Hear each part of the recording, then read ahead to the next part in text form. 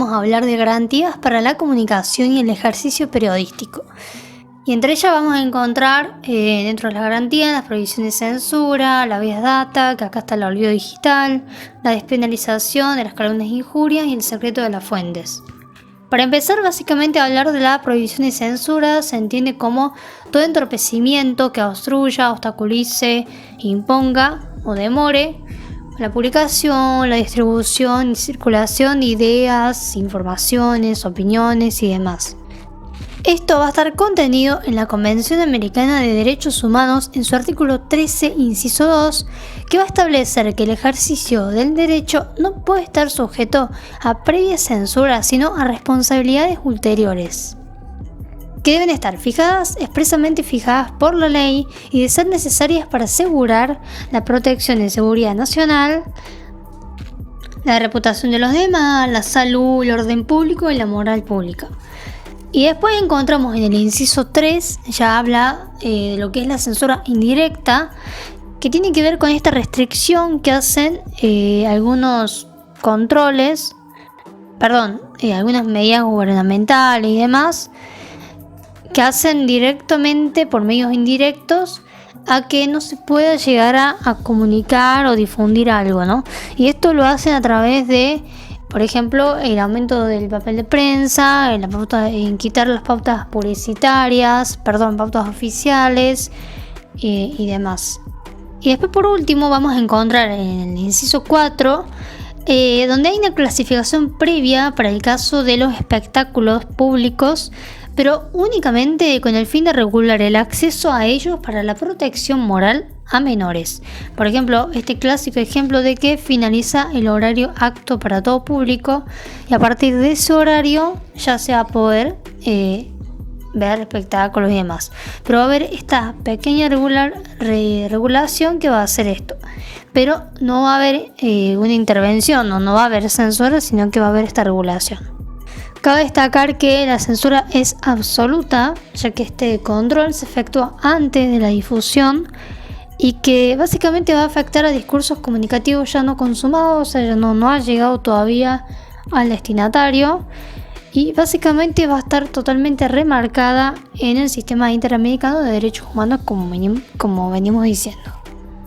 Bueno, vamos a hablar acá de los tipos de censura, que más que nada son en la directa, como habíamos dicho, que esta supone el control y veto de expresión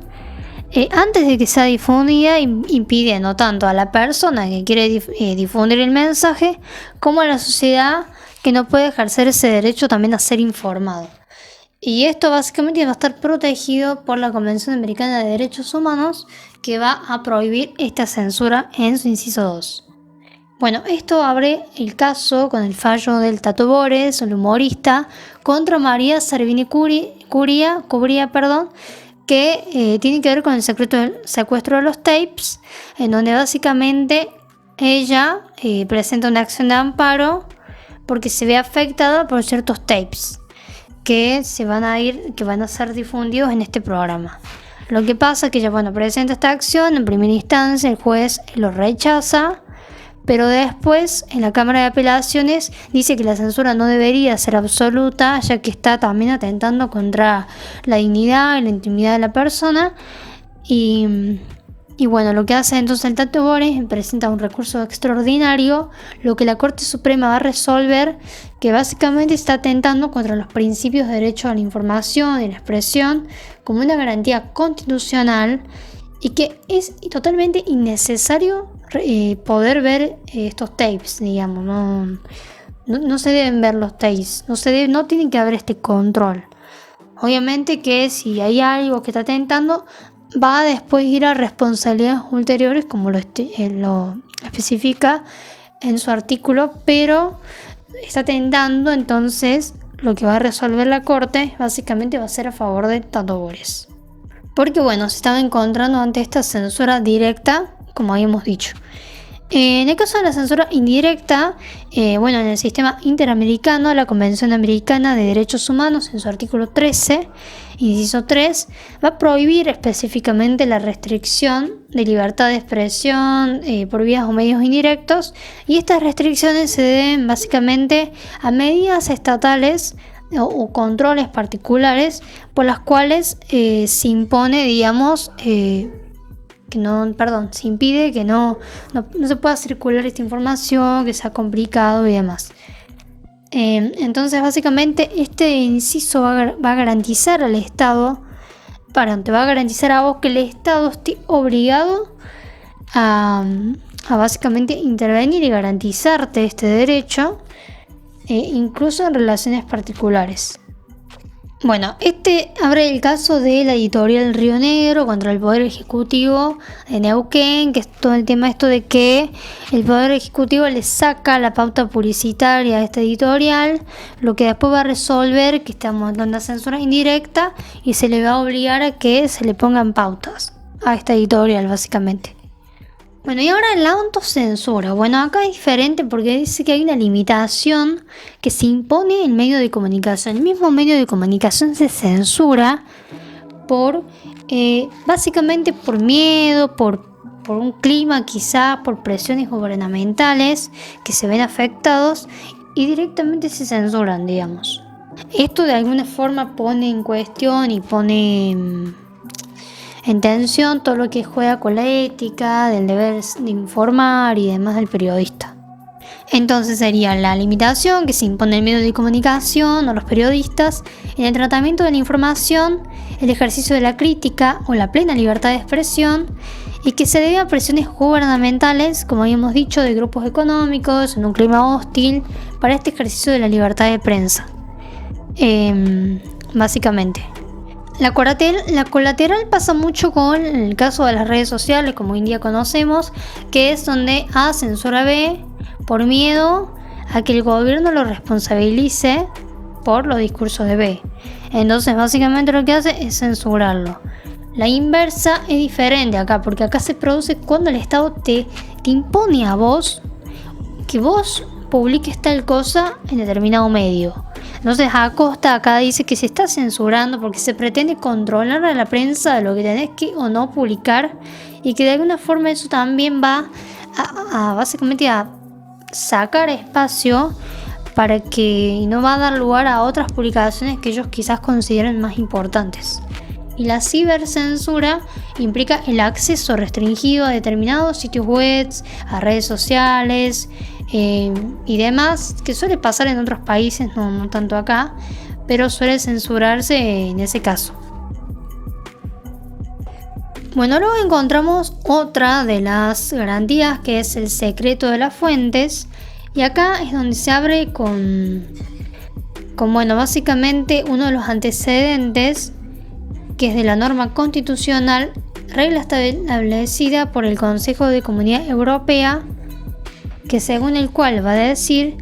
que consiste en el derecho del periodista a negarse a revelar la identidad del autor de la información a terceros o autoridades públicas, pero que también es un deber que el periodista tiene de no revelar la fuente de información recibida de manera confidencial. O sea, básicamente acá te dice que consiste en no tenés que revelar la fuente de esta persona con la que vos diste una entrevista, te contó cosas y de alguna forma, de manera confidencial, vos no la vas a revelar. Pero también es tu deber de no hacerlo. Que si bien esto va básicamente a comprender la libertad de expresión y demás, algunos autores entienden que no es un derecho absoluto, sino relativo, porque se puede dar el caso de que en una entrevista vos básicamente la persona te esté contando que cometió crímenes y que de alguna forma esto básicamente puede atentar contra la sociedad y todo esto, entonces como que no podés no revelar eso. Entonces como que se pone en cuestión esto, pero para la cátedra dice que debería ser un derecho absoluto, ya que se va a basar en el artículo 43 de la Constitución Nacional y que este se debe interrelacionar con el artículo 14, donde se consagra la prohibición de censura, y el 32 con la restricción de la libertad de prensa, lo que por consiguiente queda en manos de la ética dar o no conocer las fuentes. O sea, dice que es un derecho absoluto y que va a quedar en manos de la ética si vas o no a revelar la fuente. Bueno, y acá también se pone en cuestión esto de que estaba el ejercicio del profesional, y después está el periodista que hablaba de on the record y off the record, que off the record tenía que ver con que la persona que vos entrevistes te diga no podés publicar esto, no lo podés difundir, y vos vas y lo difundís. Eso es lo que yo tengo entendido. Y de on the record, bueno, es te dan la información y vos la difundís, digamos. Bueno, después entramos a lo que es el derecho al olvido digital, donde está lo que es la Big Data, y que plantea de que el derecho al olvido básicamente se define como un derecho a desaparecer del sistema, la necesidad de que algunas informaciones no resuciten milagrosamente una y otra vez mediante la acción de Google, una empresa que monopoliza básicamente a nivel mundial la búsqueda de Internet. Y se va a referir a la acción de desindexar, desvincular determinada información que pueda afectar al honor o a la intimidad de la persona a ciertos resultados de búsqueda, es decir, que no se elimina el contenido, pero que sí se deja de aparecer en el buscador retirando los enlaces. O sea que cuando busques el nombre de la persona, no te aparezca links vinculados a ciertas cosas que por ejemplo hizo la persona, que ya están desactualizadas, que ya no son ahora importantes porque pasó mucho tiempo y bueno, demás. Lo que es despenalización de delitos de calumnias e injurias, y eso se hace con el caso de Kimmel, que es básicamente un periodista, escritor que publica una obra y en esa obra va a estar implicado un juez, ¿no?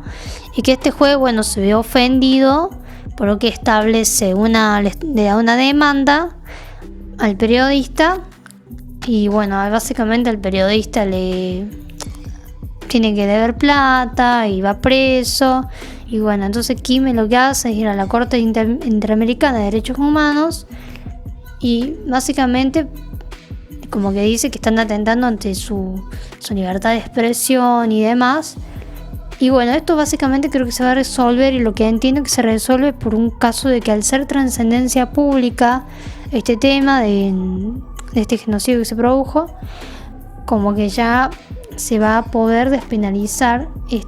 calumnias e injurias, y eso va a ser una garantía para el periodista. Eso igual lo voy a explicar en